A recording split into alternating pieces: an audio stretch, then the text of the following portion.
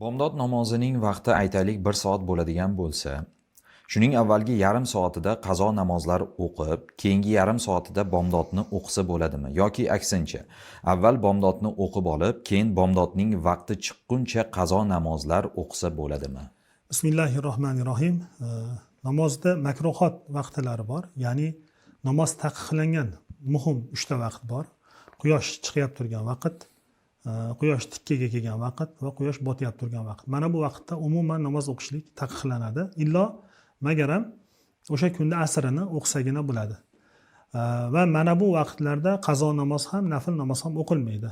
Lekin namozi bomdodning vaqti kirganidan quyosh chiqquncha bo'lgan vaqt oralig'ida va asr namozini o'qigandan keyin to'yinki shom vaqti, ya'ni quyosh botguncha bo'lgan oralig'ida nafl o'qsa makruh, nafldan boshqa qazo namozlarning o'qsa mumkin bo'ladi.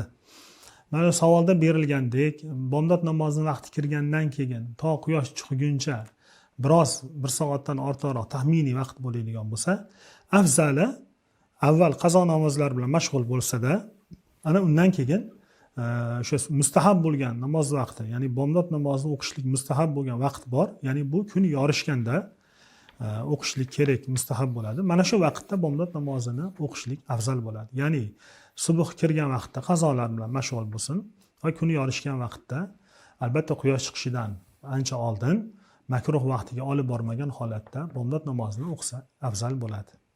Vallohu a'lam bis-savob.